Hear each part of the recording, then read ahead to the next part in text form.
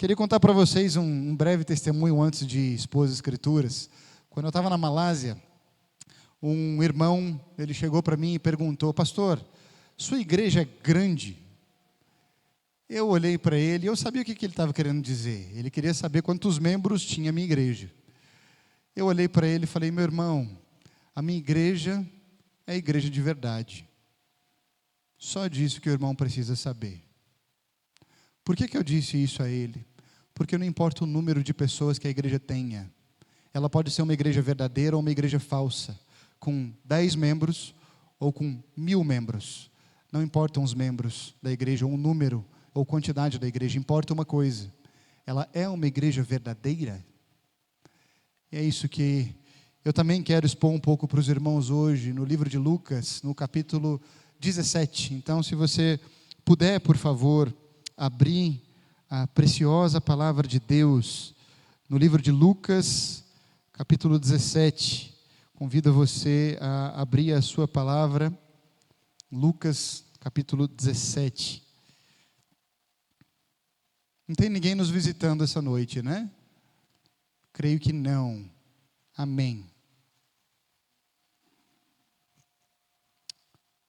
Lucas, capítulo 17. Amém? Se você encontrou, se coloque de pé. Em reverência preciosa à palavra de Deus, nós vamos ler do verso 30 até o verso 37.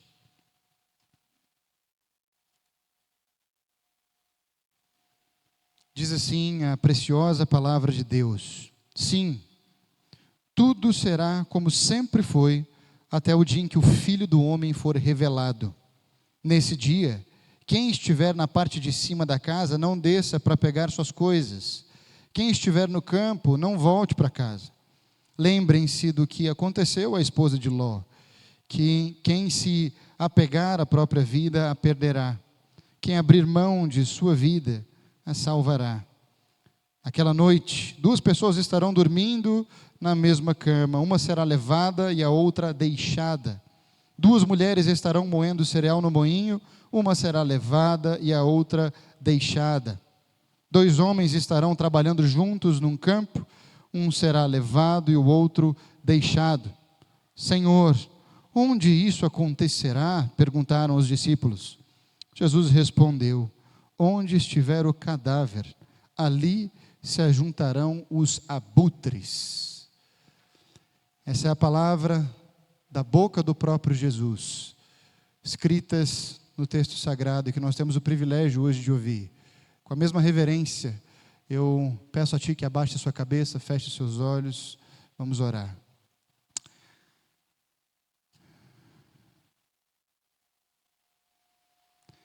Senhor Deus, a Tua palavra, Tua poderosa palavra foi lida. Mas se o Teu Espírito Santo não vier essa noite e tocar aos nossos corações, ela vai entrar por um ouvido e sair pelo outro sem gerar vida. Portanto, Senhor Deus, eu oro para que o Senhor envie o Teu Espírito essa noite nesse lugar. E assim como aconteceu com 12 pessoas, eu oro a Ti, Pai, para que o Senhor mova cada coração aqui. Faz o coração inerte a acordar, o coração apático a prestar atenção na Tua voz, o coração distante a retornar. Eu oro sabendo que o Senhor responde a minha oração e sabendo que o Senhor está aqui essa noite. Nós oramos assim no precioso nome de Jesus. Amém. Podeis assentar, queridos. As marcas da fé do reino. Esse é o tema da palavra dessa noite. As marcas da fé do reino. Qual o tipo de fé que nós temos que ter? Aqui, queridos, Jesus está no final da sua trajetória pela terra. E do capítulo 9 até o capítulo 19, nós vamos ver Jesus numa longa viagem para Jerusalém. E nessa longa viagem para Jerusalém, Lucas vai documentando, então, tudo o que vai acontecendo, esses ensinamentos preciosos do Senhor Jesus. Aqui ele está próximo já de Jerusalém. E eu queria iniciar essa palavra te fazendo uma pergunta. Talvez seja uma pergunta que você já saiba na ponta da sua língua, mas talvez você ainda não crê no seu coração. Então eu quero que você preste bem atenção. Você crê na volta de Jesus? Vou perguntar de novo. Você crê na gloriosa volta do Messias Jesus Cristo? Bom, eu creio que, como crentes, é papel nosso crer. Mas eu não sei se no seu coração você ainda entendeu o que significa isso. Meus amados, a volta de Jesus nunca esteve tão próxima. E esse nunca foi um assunto que parece estar tão distante da igreja local e das igrejas como um todo, como nós vemos. E talvez seja por isso que nós estejamos vivendo a nossa vida, como o texto aqui mesmo vai dizer, como quem tem uma certeza da manhã, mas como quem não vive, como quem tem certeza. O que eu quero é que você saia daqui essa noite, tendo uma firme convicção de que a sua fé é uma fé do reino. Sabe por quê? Porque, infelizmente, você pode estar indo para o inferno. E a minha oração é para que você não vá. Porque a passagem pela terra é muito breve, muito curta. E o que eu oro é para que hoje o Senhor gere uma fé genuína no seu coração. E faça com que você viva com essas marcas que nós vamos ver nesse texto.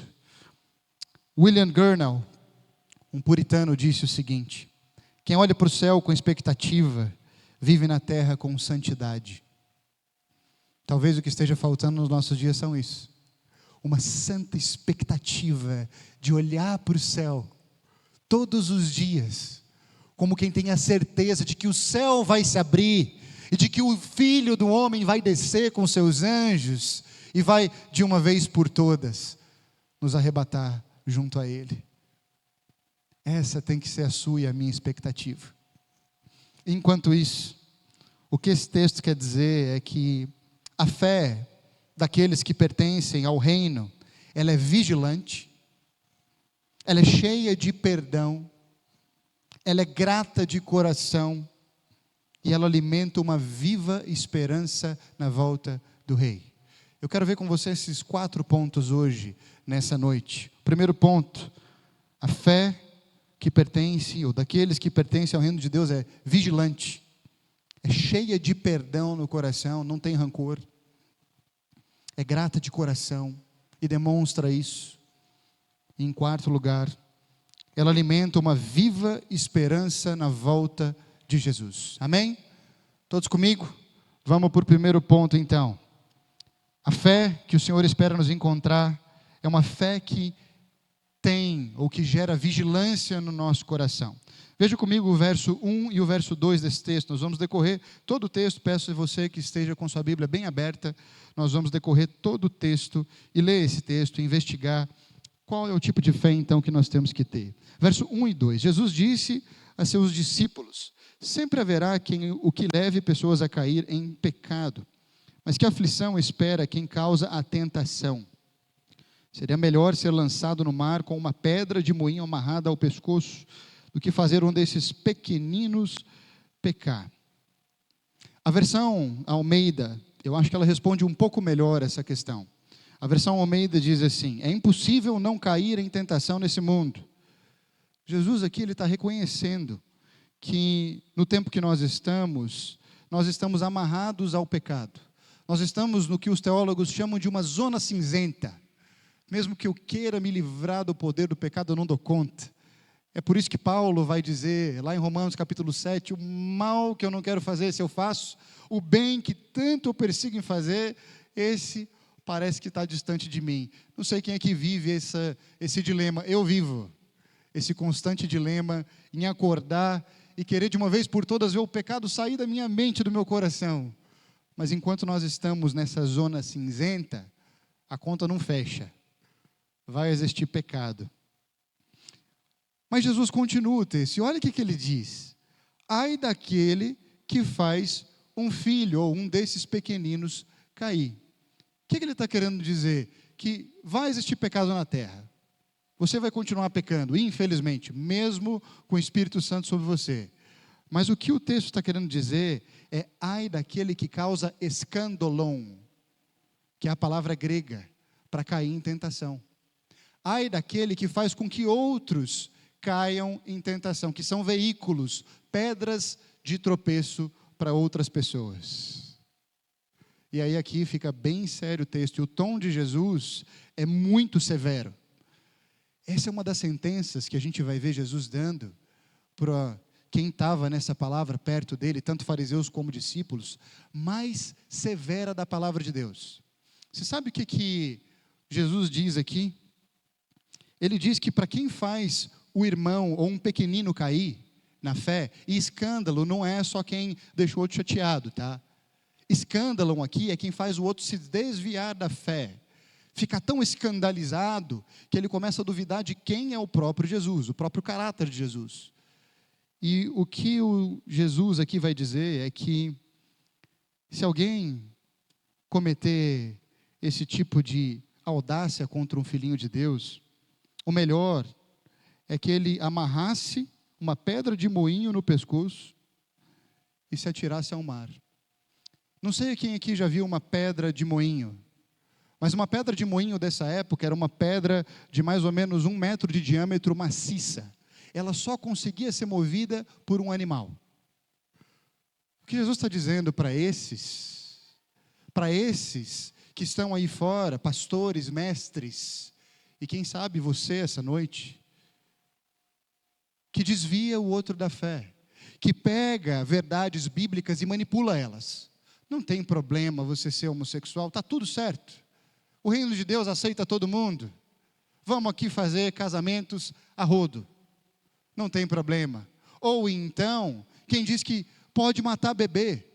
Está tudo certo aborto. Agora, não sei se vocês viram no Reino Unido, mas o Reino Unido acabou de aprovar uma lei de 1890, que estava em vigência desde lá, que proibia a mãe de ter então um aborto, mas agora não. Mesmo um bebê com 24 semanas de vida pode sofrer aborto. E sabe o que é mais assustador para mim? Não é isso. Porque o mundo vai pregar essas inverdades, essas mentiras, essas lástimas que nós temos que escutar. Mas você sabe o que para mim é impressionante? É ver pastores, homens que sobem num púlpito e predizem que são crentes e que amam a Deus, e que sobem num púlpito e enganam aqueles que querem conhecer a fé. Não só isso, mas talvez aqueles que negociam tanto o caráter de Deus, que agora Jesus virou um serviçal. É tão engraçado isso. Os valores são os mesmos do mundo, a vontade é a mesma do mundo, os sonhos são os mesmos do mundo. Ter uma boa família, um bom carro, uma boa casa, viver uma vida confortável. Não é Satanás quem diz que vai dar tudo isso para Jesus, lá no deserto? E aí, o que é o nosso entendimento?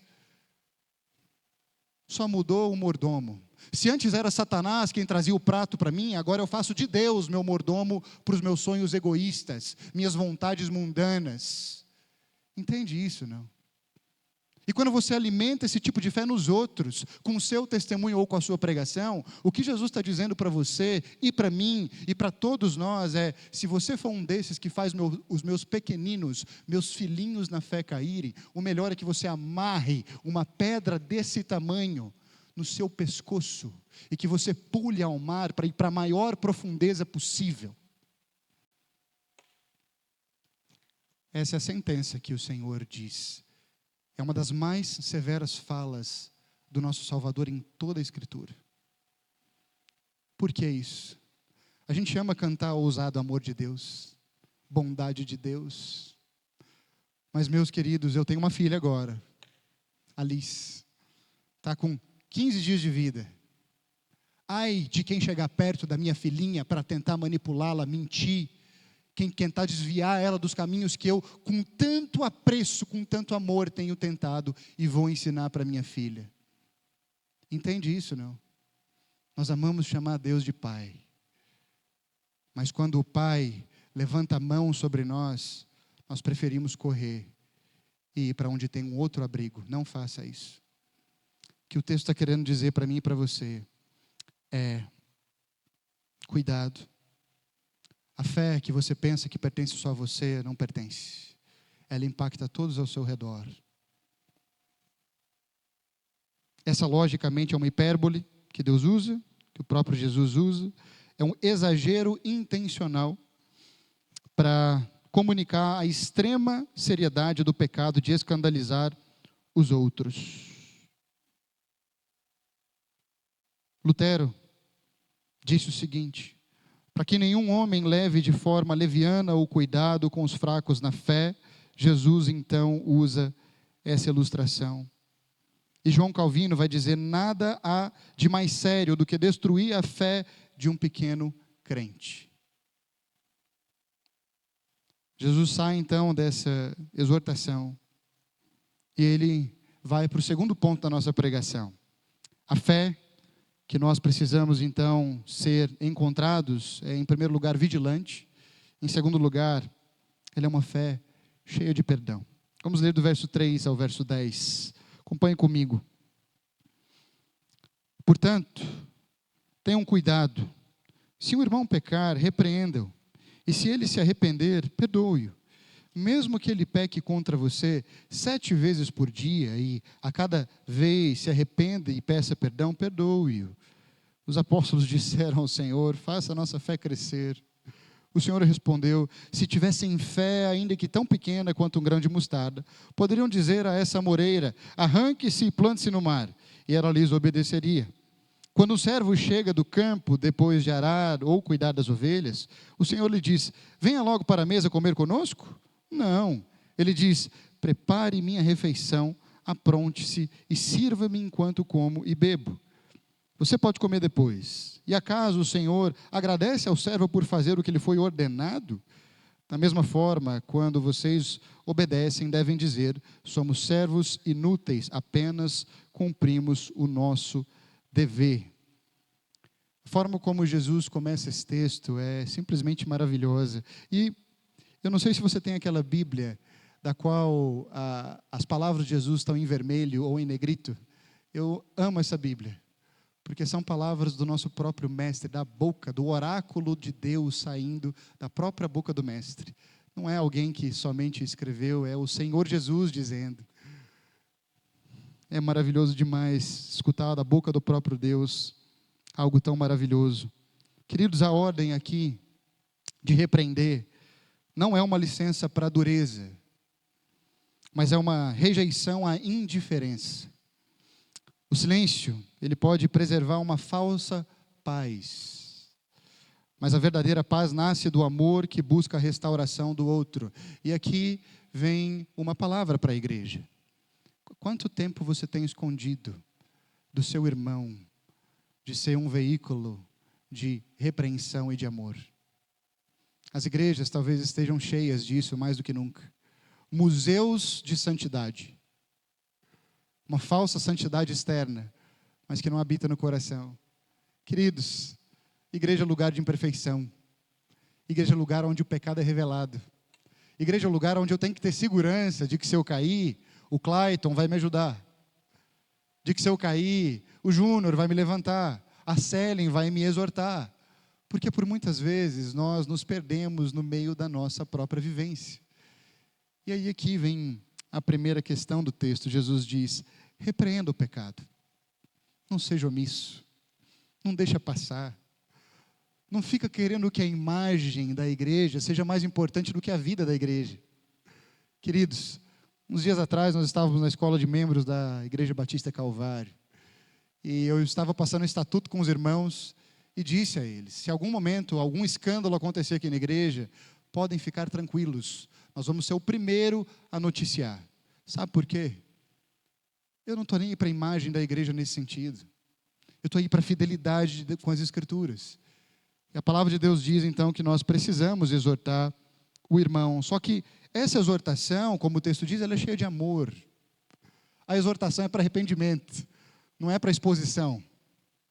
Eu já tive em algumas igrejas que, misericórdia, eu já vi coisas de irmãos expondo o outro de uma forma tão triste, na frente de todos. E Mateus 18 diz para nós e para você o como exortar. Chama o irmão num canto, repreende o irmão. Se ele não quiser ouvir, chama uma testemunha. Então você exorta o irmão. Por mais uma vez, não quis escutar, vai para a liderança da igreja, exponha para a liderança. não quis se arrepender depois de uma longa caminhada, aí então a exclusão, a excomungação desse irmão do meio da igreja local. Mas logo em seguida, o que o texto diz é que existe uma ordem, a ordem de perdoar. E aqui, meu irmão, é algo tão maravilhoso. Perdoar é abrir o coração para receber de volta o perdido, assim como Deus fez com você. É nesse contexto que Jesus ensina, então, que nós devemos perdoar 70 vezes 7. Qual que é o entendimento desse texto? Eu vou contando, né, Célia? Pecou uma vez, está perdoado. 2, perdoado também. 3, está flertando com a minha raiva aqui, irmão. É só 7. E aí, então, chega na 7ª vez, acabou, vai embora para sua casa, não tem que te perdoar mais. A ilustração que Jesus usa aqui é que não importam quantas vezes você tem que perdoar. Quantas vezes o irmão se arrepender, então você tem que estar disposto a perdoar o irmão. Esse é o ministério de Jesus, meus amados. Vocês se lembram naquela passagem em que Jesus, em Lucas 5, ele cura um paralítico? E ao invés de curar e dizer, pegue sua maca e ande, o que ele diz? Pega sua maca, ande, seus pecados estão perdoados. A cara dos fariseus, eles levantam com uma raiva desse homem, porque só Deus pode perdoar pecados. Meus amados, a essência do Evangelho é o perdão de pecados. A essência de quem Jesus é o perdão de pecados. Por isso não tem a mínima lógica você manter o seu coração em rancor. O que o Evangelho nos ensina é que nós não podemos nos recusar a perdoar os meus irmãos. Sabe por quê? Quando você se recusa a perdoar um irmão, o que você está assumindo é o lugar do próprio Deus como juiz. E só há um juiz, um justo juiz, Jesus Cristo. Não se coloque como juiz. Não suba no tribunal como se você tivesse toda a razão. Como se você fosse o grande machucado da história. Não faça isso. O Senhor Jesus te perdoou. Então, nós devemos perdoar os pecados dos outros. Perdoar, queridos, é por natureza um ato divino. É tão contrário à carne perdoar, tão acima da capacidade humana natural, que somente o próprio Cristo, habitando em nós por meio da fé, pode produzir tal fruto do perdão. E quando Jesus então ensina aos seus discípulos sobre o perdão, inclusive o perdão repetido, insistente e sacrificial, a reação deles é imediata. O que eles dizem? Dá fé para a gente. É impossível perdoar. É impossível perdoar dessa maneira. E aí, querido, o texto então vai dizer, 17, 3 e 4, de que não se trata de uma exigência de reconciliação a qualquer custo. A ordem de Cristo é muito clara: se teu irmão pecar contra ti, repreende-o, se ele se arrepender, perdoa-lhe. Ou seja, presta bem atenção nisso, o arrependimento é o caminho para a reconciliação relacional, mas o perdão no coração deve ser sempre cultivado. Aqui são duas coisas diferentes que eu quero dizer para os irmãos. Uma coisa é você perdoar no seu coração. A outra coisa é você buscar reconciliação. Você só busca reconciliação se houver arrependimento dessa outra parte. Enquanto o outro não se arrepender, você perdoa. Mas não há o que fazer se a pessoa não se arrepender. E aí aqui, assim, existe uma ideia muito errônea dentro das igrejas de que a gente tem que ir, se humilhar, bater na face. Não é isso que a gente escuta? Bom, o que o texto está dizendo é que se ele se arrepender, nós vamos para a reconciliação. Se não, nós estamos prontos para perdoar. Nós cultivamos o perdão dentro do nosso coração. Mas existe essa condição. Portanto, queridos, o crente, ele deve viver com o coração sempre disposto a perdoar. É o perdão ao invés do ódio. E então os discípulos dizem, como eu falei, Senhor, aumenta a nossa fé. E o que o Senhor diz para eles é: será que vocês não entenderam que não é quantidade de fé que faz você perdoar? É se você tem fé ou não. É se a sua fé ela é verdadeira ou não. Meus amados, cultive uma fé verdadeira. O que Jesus está dizendo é que se você tiver uma fé como um grão de mostarda, então vai ser suficiente para que você perdoe o seu irmão. Sabe por quê? A fé desse tamanho, ou desse tamanho, ela é gerada pelo próprio Senhor. E quando o Senhor habita no seu coração, você não consegue reter perdão. A minha oração é para que você e eu possamos estar prontos para isso. O que ele continua dizendo é impressionante no texto. O fato de nós perdoarmos os outros, o irmão, não é uma tarefa honrosa, do qual nós temos que nos orgulhar e dizer, olha o quanto eu sou piedoso, estou perdoando o irmão que me fez mal, que me maltratou. A ilustração que Jesus usa é fantástica, porque ele vai dizer o seguinte, imagina um servo. Esse servo faz o trabalho durante todo o dia. E aí então, ele chega à noite na sua casa, na casa do Senhor. Esse senhor vai dizer para o servo, você trabalhou tanto, tadinho de você, senta aqui à mesa, deixa eu cuidar de você. Não. Ele vai falar, vai, se arruma e volta para me servir. Porque o seu papel é de um servo inútil. Entende isso? Nós como crentes, nós não podemos bater no peito, e porque nós cantamos, porque nós louvamos, e porque nós fazemos o que nos foi ordenado a fazer, nós apontamos para o céu como quem espera reconhecimento de Deus. E talvez, eu por muitas vezes me peguei dessa maneira, esperando que Deus me reconhecesse. Meus amados, você e eu, nós somos servos inúteis. Não importa se nós seguimos ou não a palavra de Deus nesse sentido, nós somos servos inúteis. E se nós servimos a Deus, é porque Ele nos capacitou a servirmos a Ele, entende?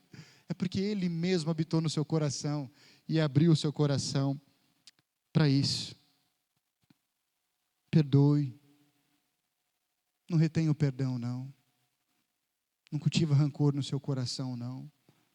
Talvez você esteja há tantos anos olhando para trás e vendo o erro que os outros cometeram com você, e que você não consegue enxergar o seu erro com os outros. Talvez você não consiga enxergar que você, assim como os outros, infringiu a lei de Deus, e que você é tão pecador quanto os outros. Um dia você vai precisar de perdão. E a minha oração é para que você comece hoje a experimentar o que é liberar. Para que então você saiba orar pelo outro, o que é experimentar o valor do que é perdoar. Terceiro ponto. Primeiro ponto, uma fé vigilante. Em segundo lugar, uma fé que perdoa. Em terceiro lugar, uma fé que gera uma profunda gratidão no nosso coração. Esse é um dos textos mais lindos das Escrituras. Peço a ti que leia comigo, verso 11 ao verso 19. Diz assim o texto, dirigindo-se a Jerusalém, Jesus chegou à fronteira entre a Galileia e Samaria. Ao entrar num povoado dali, 10 leprosos, mantendo certa distância, clamaram, Jesus, mestre, tenha misericórdia de nós. Ele olhou para eles e disse, vão e apresentem-se aos sacerdotes. E enquanto eles iam, foram curados da lepra. Um deles, ao ver-se curado, voltou a Jesus, louvando a Deus em alta voz. Lançou-se aos seus pés, agradecendo-lhe pelo que havia feito. Esse homem era samaritano. Jesus perguntou, não curei 10 homens? Onde estão os outros 9? Ninguém voltou para dar glórias a Deus, exceto este estrangeiro. E disse ao homem, levante-se, sua fé o curou. Meus queridos, a maioria dos judeus evitava a passagem por Samaria, porque existia uma constante tensão entre o povo samaritano e o povo judeu, e por isso eles preferiam um caminho alternativo que era muito mais longo. Eles contornavam a região da Samaria pela Pérea, que era ao leste do Jordão. Essa rota causava um aumento extremamente significativo nessa viagem. Para os irmãos terem ideia, eram de 60 a 70 quilômetros a mais que eles faziam para não passar perto do outro. Esse era o nível de inimizade que existia. Cerca de 5 a 7 dias a mais de viagem, só para não ver aquele que era o inimigo. Aí então, Jesus, nosso mestre, ele quebra todas as barreiras, tanto culturais quanto de inimizade. E ele diz, eu vou cruzar a Galileia. Eu vou exatamente para onde vocês dizem que o inimigo está. E aí então, Jesus vai se aproximando dessa vila, essa vila de leprosos. Era muito comum que os leprosos, meus amados, se aglomerassem, porque naquela época não existia nenhum tratamento para o leproso, e assim que você sabia que era leproso, você entrava em quarentena. De quanto tempo vocês acham que era essa quarentena? 10 dias? 20 dias? Uma pandemia como a nossa? 2 anos? A vida inteira em quarentena. A vida inteira eles passavam reclusos. E a única companhia deles era os próprios leprosos. Aqui, nesse texto, nós vemos então que existia um grupo de 10 leprosos, provavelmente nessa vila. E eu não sei como, mas eles já tinham escutado falar do Mestre Jesus. A fama de Jesus tinha se espalhado de tal maneira que eu penso que eles estavam numa santa expectativa. Será que esse homem vai passar por aqui? Será que ele vai passar perto da gente? E eu creio que eles alimentavam isso, então, no coração. Eles deviam estar escutando dos feitos, dos milagres de Jesus. Ele ressuscita mortos, ele cura leprosos, ele faz os mancos andarem. Será que um dia ele vai passar na nossa vilinha? Então Jesus, no meio dessa viagem, ele para em vários cantos e ele está passando então. E eu fico imaginando os leprosos chamando um ao outro. Olha ali, eu acho que ele está chegando, é ele. E um fala para o outro, acorda, o outro que talvez estava dormindo. E então, quando Jesus chega perto, a reação deles é um grito de desespero, como quem espera numa ilha deserta o resgate. E eles clamam então: Jesus, filho de Davi, é o Senhor, vem aqui até nós. Um grito de desespero, mas misturado, eu creio que com uma profunda alegria. E então Jesus se aproxima deles, e ele diz algo muito estranho: vão até os sacerdotes. Isso foge um pouco da regra do que Jesus fazia, porque de forma imediata, normalmente Jesus curava. Por que ele pede para ir aos sacerdotes? Porque era muito comum que os leprosos fossem aos sacerdotes para pedir uma licença de alguns dias daquela vila, para que eles pudessem ir até um outro povoado, para que eles pudessem ir a uma outra região. Jesus então diz para eles: vão até o sacerdote. E no meio do caminho, eu imagino que eles empolgados, o mestre disse para a gente ir para o sacerdote.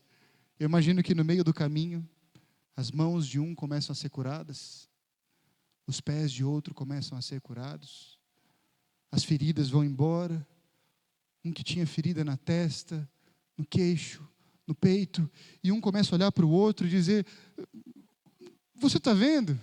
Eu estou sendo curado, olha a minha mão, porque o texto diz que enquanto eles iam, eles foram curados.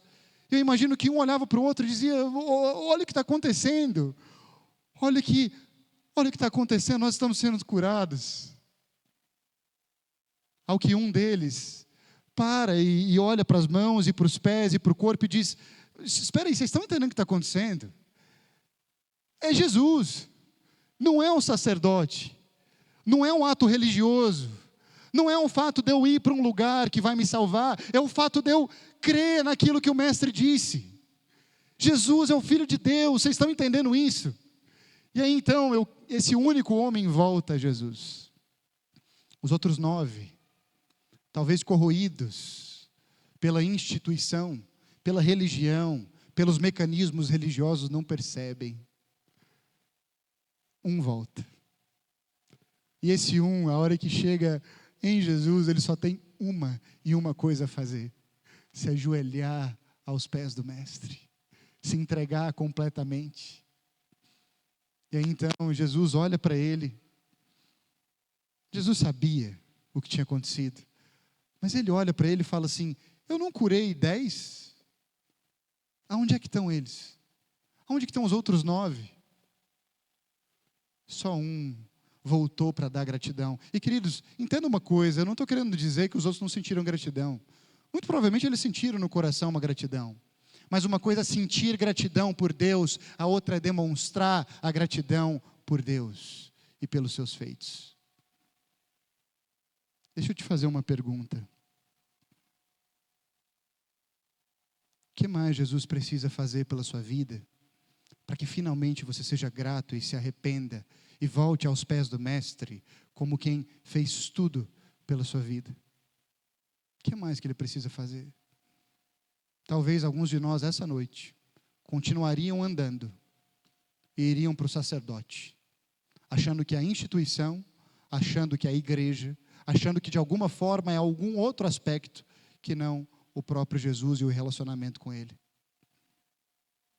Jesus olha para esse homem, meus amados, e diz: sua fé te curou. Meus amados, uma coisa estranha aqui no texto. Esse homem era samaritano. O único samaritano entre os 10. Inimigo, leproso. Você tem uma lepra no seu coração. A lepra do pecado. A lepra que te corrói por mais dentro do seu coração. Talvez ela não seja externa, ou ela não apareça externamente tão evidente, mas ela te corrói por dentro. E meus amados, todos nós fomos inimigos de Deus. Todos nós. Inimigos e afastados. O que o texto está apontando é para mim e para você. Tanto o mais inimigo, quanto o mais leproso, pode ser curado. E quando você for curado, a minha oração é para que você demonstre essa fé. A fé que esse homem teve em Cristo Jesus. Amém? Essa é a minha oração. Em quarto e último lugar, para terminar. Esse é um dos pontos do texto, queridos, em que eu queria dizer para vocês que eu entendo exatamente o que o texto quer dizer, tá? Eu lembro das minhas aulas de homilética e de hermenêutica. O que eles dizem é: nunca chegue num púlpito e diz que você tem uma certa dúvida do texto que ninguém mais vai te escutar. Eu não estou nem aí, eu vou quebrar a regra. Eu não entendo completamente o que esse texto diz. Eu admito, é um texto complexo, profundo, mas que ele nos dá algumas pistas. E para terminar, eu quero investigar um pouco do último aspecto da fé, tipo de fé que Deus quer nos encontrar então, que é uma fé que é viva e é uma fé que espera com todo o coração a volta de Jesus. O texto começa dizendo o seguinte: os fariseus perguntam a Jesus, quando viria o reino de Deus? Aí Jesus diz o seguinte: o reino de Deus não vem com aparência exterior, porque o reino de Deus está entre vós. A palavra usada aqui, queridos, por Jesus, revela que a vinda do reino não é um espetáculo como está todo mundo esperando. O que os fariseus estavam esperando é que Jesus viesse talvez numas carruagens, vindo da colina com um exército muito robusto, e que então ele introduzisse o reino de Deus na terra. Não é isso. Jesus não vai vir com um tanque de guerra, nem com um domo de ouro lá de Israel. Jesus veio montado num jumentinho, instruindo a nós que o reino de Deus habitava onde? No seu coração. Porque aonde o rei está, aí então existe o reino. Aonde o reino de Deus é proclamado através de você e das suas atitudes e da sua fé, aí então o reino se manifesta. Meus amados, os reformadores, eles enfatizavam que o reino já veio com Cristo em sua primeira vinda. Desde o início, não sei quem se lembra, mas a primeira mensagem de Jesus foi exatamente essa. É chegado o reino de Deus. O reino de Deus está entre nós, está em você. Mas ao mesmo tempo, existe uma tensão nesse texto, que os teólogos concordam. Não sei se você já escutou falar sobre isso, é a tensão do já e do ainda não. Nós já vivemos o reino de Deus, já foi introduzido, mas ainda não na sua completude. Por quê? Porque ainda existe o pecado. Vai existir um dia em que o pecado vai ser extinguido da nossa vida, e quão gostoso vai ser esse dia. Eu não sei se você já parou para pensar o que é viver sem pecado. Eu não consigo imaginar o que é não viver sob a influência do pecado. Aí então, Jesus diz para eles, olha, vai ter tanto rumor sobre a minha volta, que algumas pessoas vão dizer, ele está ali. Aí outros vão dizer, não, ele está aqui, ele está se manifestando dessa maneira. Para os irmãos terem uma ideia, entre os anos 30 e 70 depois de Cristo, foi o tempo em que mais houveram falsos messias. É o que o irmão Joséfo, um historiador, Flávio Joséfo, escreve. mas eu acho que ele ainda não tinha vivido nossos tempos para ver o quanto de falsos messias tem aparecido, de falsos profetas que têm se levantado no nosso meio, dizendo que eles são o meio de salvação. Meus amados, o reino de Deus, Jesus continua dizendo, vai vir como um relâmpago. Ninguém sabe direito o tempo, nem o quando. Vai vir como um relâmpago. Eu não sei se você consegue acompanhar a velocidade de um relâmpago. 100.000 quilômetros por hora é o que tem um relâmpago. O maior relâmpago já calculado na história foi aqui no Brasil. Ele teve 762 quilômetros de distância que esse raio percorreu, que esse relâmpago percorreu nos céus do Brasil em 2018. Ele percorreu em apenas 13 segundos. 762 quilômetros. O que Jesus está querendo dizer, meus amados, é que a volta de Jesus é repentina, ela é visível e ela é inegável. Aqui a gente vai um pouco contra nossos irmãos que se dizem dispensacionalistas, que acreditam em duas ainda voltas de Jesus, uma secreta, que só alguns vão ser retirados, e outra, então, que vai ser como nós cremos, que vai ser de uma vez por todas, vai ser repentina como um relâmpago. Assim vai ser a volta de Jesus.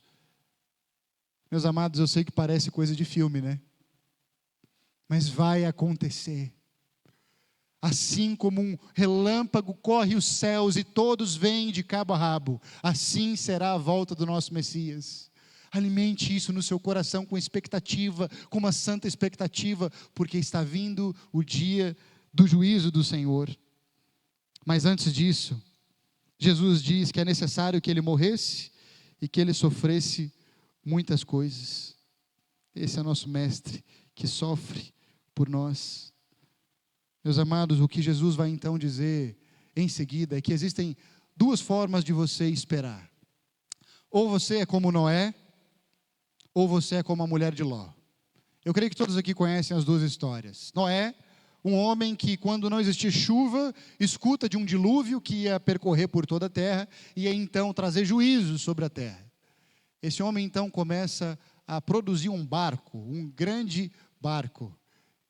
E o texto vai dizer que todos estavam trabalhando como se não houvesse amanhã.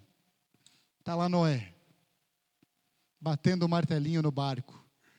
E todos vivendo, olhando para Noé, falando, que cara mais estranho. Que cara mais maluco. E aí então nós temos ou Noé, que é um homem cheio de esperança no impossível, ou a mulher de Ló, que quando vê o juízo acontecendo, ainda olha para trás. Eu não sei quantos de vocês já viram as músicas dos Três Palavrinhas. Eu agora estou começando a escutar com mais, e vou escutar, creio que muito mais, por conta da minha filha. Mas para quem se lembra, ela olhou para trás e virou uma estátua de sal. Olhando para as coisas do passado, olhando para o mundo em que ela vivia, achando que o mundo em que ela vive era o mundo mais maravilhoso do mundo. E aí vem uma pergunta para ti: aonde você encontra esperança para o seu coração? É no impossível? Em construir uma arca para trazer salvação? Ou em olhar para trás e ser uma estátua de sal? O texto diz que aquele que perde a sua vida vai encontrá-la. Aquele que, no entanto, encontra a sua vida vai perdê-la. Meus amados, eu oro a nós para que nós sejamos como Ló, que não olhou para trás, e como Noé, que permaneceu firme na promessa do Senhor até o dia da vinda dele. O texto então vai continuar nos versos finais, do 34 ao 37. Leia comigo. Naquela noite, 2 pessoas estarão dormindo na mesma cama, uma será levada e a outra deixada. 2 mulheres estarão moendo cereal no moinho, uma será levada e a outra deixada. 2 homens estarão trabalhando junto num campo, um será levado e o outro deixado. Aí então, os discípulos agora perguntam: Senhor, onde isso acontecerá? Perguntaram os discípulos. Jesus respondeu: onde estiver o cadáver, ali se ajuntarão os abutres. Esse texto tem 2 tipos de caráter, um imediato, um futuro. É o que a grande maioria dos teólogos vai concordar. E aí eu vou dizer para você, eu não sei completamente a resposta desse texto nesse momento. Mas o que Jesus está querendo dizer é que, muito provavelmente, em 70, houve a destruição de Jerusalém, onde mais de 1,1 milhão de judeus morreram, e foi o primeiro holocausto, então, da história. O que Joséfo escreve, o nosso historiador preferido. O que Jesus está querendo dizer é que existe uma sentença imediata, onde o exército romano, os abutres virão, e vai então haver essa grande matança. Esse é o primeiro juízo do qual Jesus está falando. Mas existe o segundo juízo. Esse segundo juízo é sobre o arrebatamento. É quando o Senhor vai retirar aqueles que vão ser julgados. Aqueles que vão ser, então, julgados no juízo final. Queridos, minha oração é para que você e eu estejamos prontos e que o Senhor nos encontre com uma fé verdadeira, vigilante, cheia de perdão no coração, cheia de gratidão e esperançosa com a vinda do Filho. Thomas Watson, para terminar, diz o seguinte: Cristo virá como um leão a rugir, não como um cordeiro a ser ferido. Será o dia do juízo, da glória e do terror. A volta de Jesus está próxima. Se apegue às Escrituras, se apegue ao Senhor com toda a sua força. Que você seja encontrado dessa maneira. Se alguém a você pedir perdão, perdoe. Se você alimenta ingratidão no seu coração, seja grato. E alimente essa viva esperança de que o nosso Senhor está voltando. Amém? Se coloque de pé, vamos orar, agradecer ao Senhor pela exposição das Escrituras, pela exposição desse texto tão maravilhoso.